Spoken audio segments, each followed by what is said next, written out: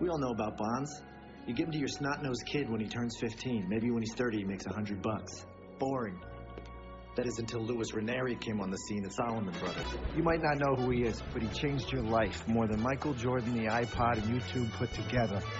You see, Louis didn't know it yet, but he'd already changed banking forever with one simple idea. The mortgage-backed security, or private label MBS. You've got your average person's mortgage, fixed rate, 30 years, boring, safe, small payoff, right?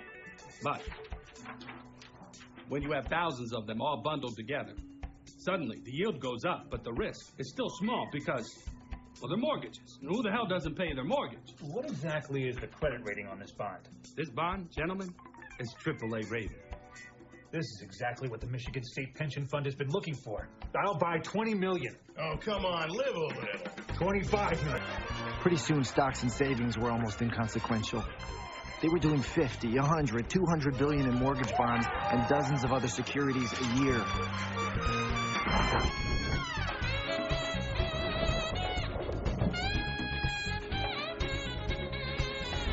And America barely noticed as its #1 industry became boring old banking.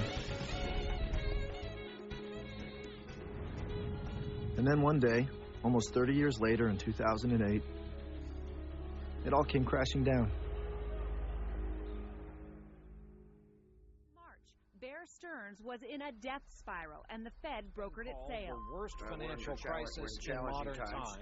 Certainly the largest financial disaster in decades in this country, and perhaps the end of an era in American business. In the end, Louis Ranieri's mortgage-backed security mutated into a monstrosity that collapsed the whole world economy.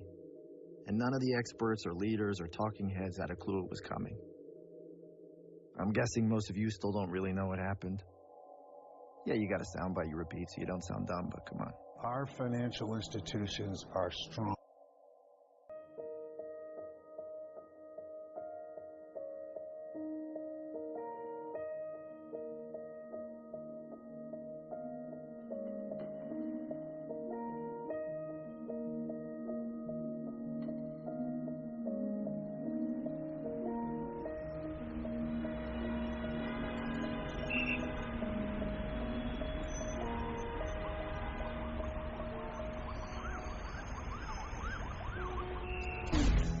In the years that followed, hundreds of bankers and rating agencies executives went to jail.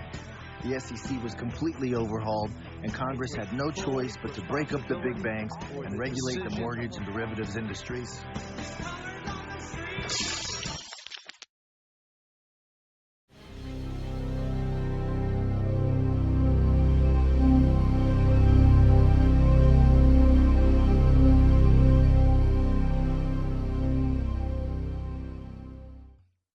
Banks took the money the American people gave them and they used it to pay themselves huge bonuses and lobby the Congress to kill big reform. And then they blamed immigrants and poor people. And this time even teachers.